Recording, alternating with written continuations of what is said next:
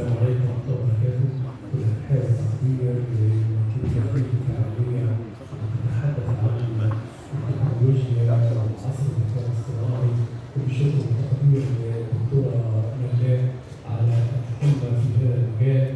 المنصة الكريمة جميعا الزملاء هناء مصر علوم مصر، السادة الحضور جميعا، وأنا بتقدم لكم بالتحية والشكر على حضوركم رقم واحد في هذا الموضوع المهم. ودايما في بداية حديثي بقول رحم الله شهداء فلسطين غزة والضفة الغربية، رحم الله شهدائنا، ونتمنى من الأمة العربية أن تعود مرة أخرى ونقول يا حبايبي بالسلامة، رجعتونا بألف سلامة. نتمنى أن الأمة العربية تعود مرة أخرى، وتعود مرة أخرى من منطلق التعايش مع العصر الحديث، من منطلق أن نتقدم. الذكاء الاصطناعي ده شيء عظيم جدا إذا أحسن استخدامه. وأنا هرجع بالذاكرة أيام يمكن السادة الحضور قالوا على البنوك، وفعلا دي كانت حقيقة، وكان ممكن يحصل شجار مع الموظفين، ولكن بالتطور واستخدام التكنولوجي لما طلع الكمبيوتر. لو نتذكر في الثمانينات والتسعينات بدأ يظهر الحاسب الآلي سرعة في الأداء، وحتى البرامج بدأت تتطور، ثم تم الانطلاق بسرعة رهيبة.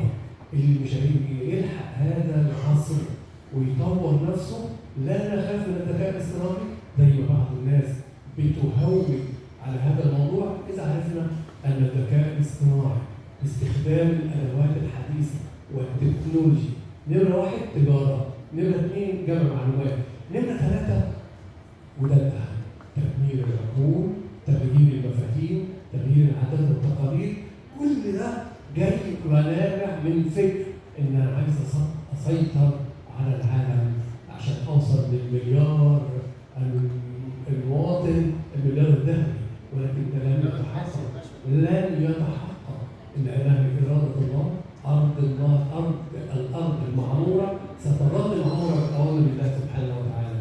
ده شق من الحاجات المهمه جدا. الذكاء الاصطناعي لابد ان نعلم ان هناك حرب ضروس تستخدم ضد مصر بالذات في تغيير الهويه، العقيده، التاريخ.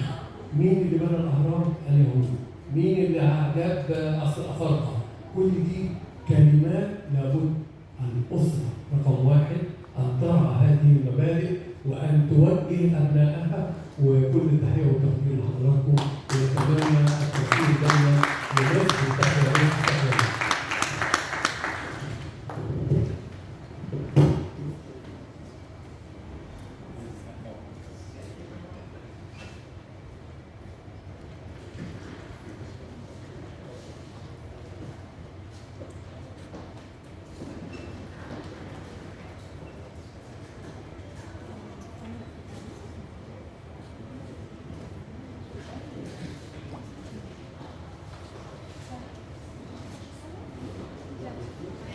Thank you.